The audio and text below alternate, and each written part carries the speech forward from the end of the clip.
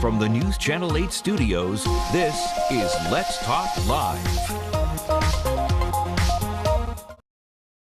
Right now, we're going to tell them what's coming up on this program today. It is springtime and wedding season is in full bloom. Stay with us as we keep you up to date on 2015 wedding food trends that will help make your special day refreshing and sweet.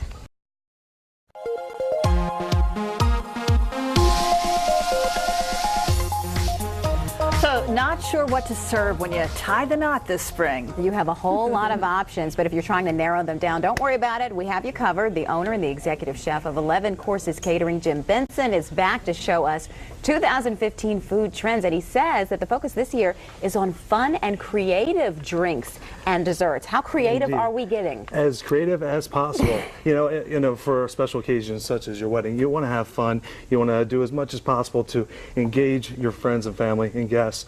And we found some of the current trends that are a lot of fun is some of our past desserts. And so, you know, doing something past gives you the opportunity to do something fresh, vibrant, on the fly, not something that's been sitting around.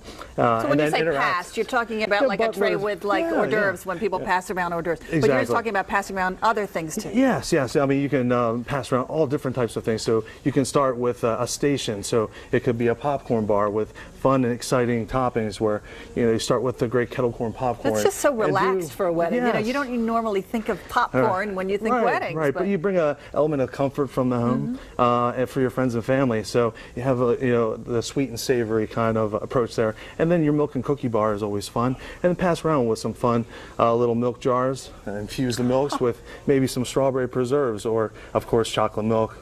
Gotta have chocolate milk with cookies, right?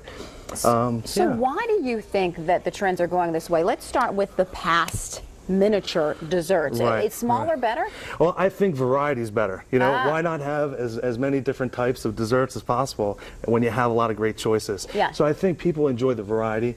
I think they enjoy the whimsy of taking a classic or familiar dessert and making it small and miniature. Then you can taste several of them. Exactly, I like that's what it's all about. Just a taste. Right. But lots of different tastes, right? Are you going to whip us up a dessert Yes, exactly. today? What So are you we're going to do our version of a chocolate mousse. So we're going to start with some aerated cream cheese. So we take a little bit of cream cheese that we've whipped with a little bit of cream.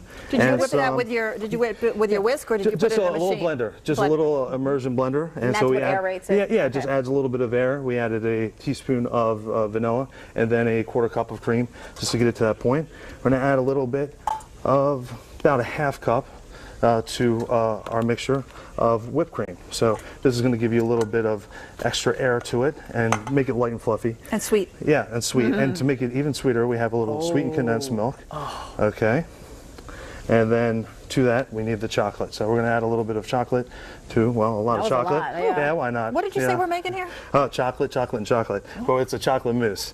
So then we're going to whip that up. Chocolate, Jim? I don't think so, but you fully whip it up till it's fully combined. And why not add a little bit of fresh raspberries just to kind of cut the sweetness there, and you can't go wrong.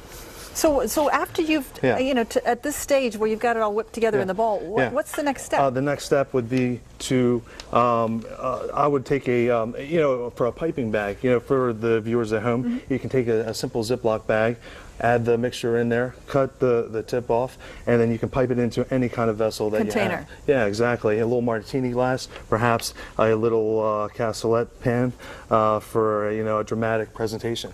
I think wedding guests would love that. Oh, definitely. They do. One suggestion you made was serving herb-rimmed glasses. Yes, what is that and why would you want to do that? Well, you know, we find it's a popular trend because combining the elements of fruit with herbs really makes for a magical experience. So, you know, we love to mix tarragon with raspberries or pineapple with rosemary. And so it's really elevates the fruit. It kind of makes it a little, you know, gourmet, cutting edge, different. So with your drink, you get that level of flavor. So you have the cocktail, and then you have that accent of the herbs accent. So you can rim your glass with a little bit of honey, then you put in a little bit of basil, have a strawberry martini, and then you have a new exciting experience that engages your guests and they love to talk about it. So we're going to have to try that. What do you have in this big container over by Kelly? We have some infused waters. Water, it's a great refresher drink as the guests first arrive, especially as we approach the warmer months. And so today we have a citrus water with a little bit of cucumber. It makes it very refreshing, especially on those hot days. And again, you can garnish it with what you've infused the water with, and guests really love that. So you got cucumber and lemons in there? Yes, and cucumbers, how long do you have to let it sit before it infuses? We like to do at least a few hours.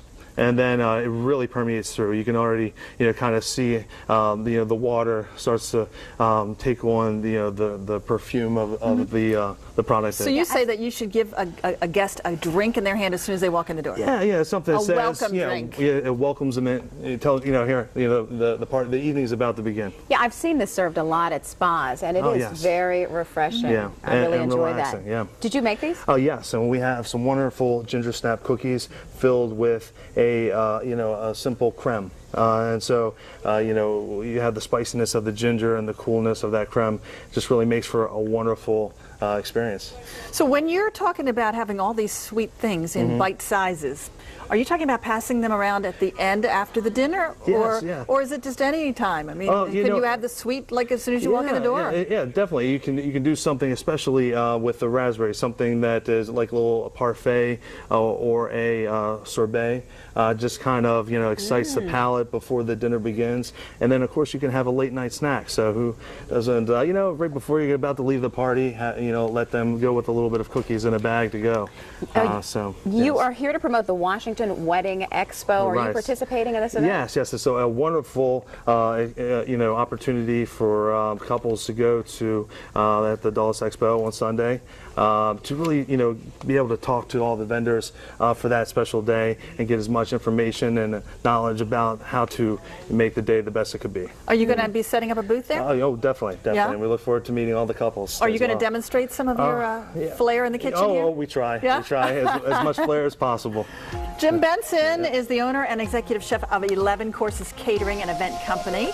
And there's the information if you're interested in going to the Dulles Expo Center this Sunday, April 19th from 11 to 5. Everything for your wedding. Thank you so much, Jim, for stopping by. It's a pleasure.